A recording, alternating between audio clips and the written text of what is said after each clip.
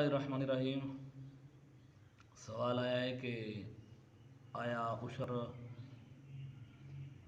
कितनी बार निकालना है साल के अंदर और कौन सी फसल पर निकालना है, कौन सी चीज़ पर उशर होता है। तो उसका जवाब ये है कि या अय्युहल्लज़ीना आमनू अनफ़िक़ू मिन तय्यिबाति मा कसबतुम व मिम्मा अख़रजना लकुम मिनल अर्ज़, कि इस आयत से ये चीज़ साबित होती है कि जो कुछ ज़मीन से पैदावार बंदा हासिल करता है उस पर उशर यानी ज़कात है। तो खा एक साल के अंदर किसी ज़मीन से बंदे ने 3 अगर फसलें ली, उठाई, निकाली, तो फिर 3 मरतबा उसी से जो फसल की ज़कात यानी उशर है वो निकालना पड़ेगा। और अगर किसी ने साल के अंदर 2 बार फसल उठाई तो उसे 2 बार जो है ना वो ज़कात यानी उशर निकालना पड़ेगा। किसी ने साल के अंदर सिर्फ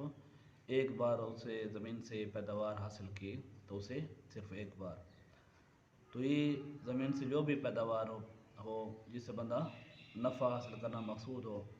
खा वो गंदम हो, जौ हो, चना हो, बाजरा हो, हत्ता कि घास पर भी, बाकी सब्ज़ियाँ जो हैं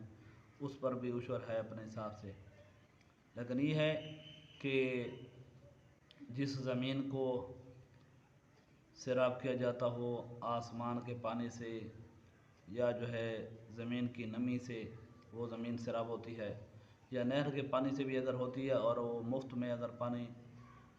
सैराब करता है यानी उस पर कोई अभियाना वगैरह टैक्स वगैरह नहीं दिया जाता, तो फिर उशर निकालना है यानी 10वां हिस्सा। और अगर कोई ऐसी ज़मीन है कि जिसको ट्यूबवेल के ज़रिए सैराब किया जाता है या नहरी पानी से तो किया जाता है, लेकिन वहाँ पर अभियाना देना पड़ता है, टैक्स देना पड़ता है, या इस तरह बाकी किसी तरीके से भी जहाँ पर वो ख़र्च बंदा करता है, फ्री में पानी नहीं जो है ना ज़मीन को हासिल होता, तो वहाँ पर निस्फ़ उशर यानी 20वां हिस्सा निकालना है। मिसाल के तौर पर अगर किसी की उशरी ज़मीन है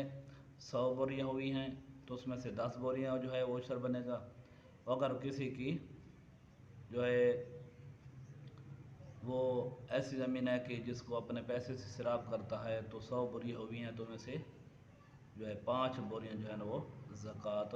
यानी उशर निकालेगा। लेकिन याद रखें कि